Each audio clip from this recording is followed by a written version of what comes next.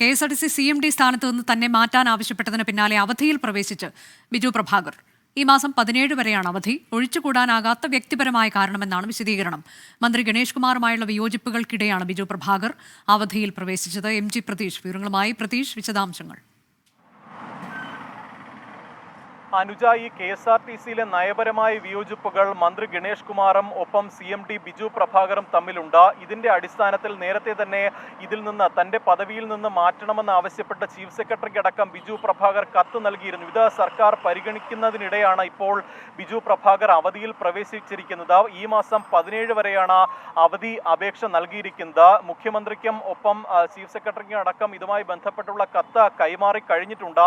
വ്യക്തിപരമായ കാരണങ്ങളാണ്, ഒഴിവാക്കാൻ കഴിയാത്ത കാരണങ്ങൾ കൊണ്ടാണ് ഈ അവധി എന്നതാണ് ബിജു പ്രഭാകർ പ്രധാനമായും ഈ കത്തിൽ വിശദീകരണമായി നൽകിയിരിക്കുന്നത്. അതേസമയം ഈ CMDയും ഒപ്പം മന്ത്രിയും തമ്മിലുള്ള ചില അഭിപ്രായ ഭിന്നതകൾ ഇപ്പോഴും പുകയുന്നുണ്ട്. പ്രധാനമായും ഈ നയപരമായ കാര്യങ്ങളിൽ, KSRTCയിലെ നയപരമായ വിഷയങ്ങളിൽ മന്ത്രി ഏകപക്ഷീയമായ ഒരു തീരുമാനം എടുക്കുന്നു എന്നുള്ള അതൃപ്തി നിലവിൽ ബിജു പ്രഭാകറിനുണ്ട്. മാത്രമല്ല, ഈ KSRTCയിലെ ഇലക്ട്രിക് ബസ്സുമായി ബന്ധപ്പെട്ട മന്ത്രി സ്വീകരിച്ച നിലപാട് വലിയ വിവാദമായിരുന്നു. ഇലക്ട്രിക് ബസ്സുകൾ ഒഴിവാക്കും, അല്ലെങ്കിൽ ഇനി ഇലക്ട്രിക് ബസ്സുകൾ വാങ്ങില്ല എന്നുള്ള നിലപാട്, ഒപ്പം ഇലക്ട്രിക് ബസ്സുകൾ നഷ്ടത്തിലാണ് എന്നുള്ള പരാമർശമടക്കം വലിയ തരത്തിൽ ചർച്ചയാവുന്ന ഒരു സാഹചര്യവും ഉണ്ടായിരുന്നു. അത് വലിയ തരത്തിൽ ഒരു അതൃപ്തി ഉണ്ടാക്കിയിരുന്നു. മാത്രമല്ല, കഴിഞ്ഞ കുറെ നാളുകളായി കൃത്യമായി ബിജു പ്രഭാകർ ഓഫീസിലടക്കം വരുന്നിരുന്നില്ല. കാരണം ആ ഒരു അതൃപ്തി പരസ്യമാക്കിക്കൊണ്ട് തന്നെയായിരുന്നു CMDയുടെ ഭാഗത്ത് നിന്ന് ഈ ഒരു നിലപാടുണ്ടായിരിക്കുന്നത്. മാത്രമല്ല, KSRTC CMDക്കൊപ്പം ഗതാഗത സെക്രട്ടറി കൂടിയാണ്. ഈ പദവികളിൽ നിന്ന് തന്നെ ഗതാഗത മന്ത്രി KP ഗണേഷ് കുമാറുമായുള്ള അഭിപ്രായ വ്യത്യാസത്തിനിടെയാണ്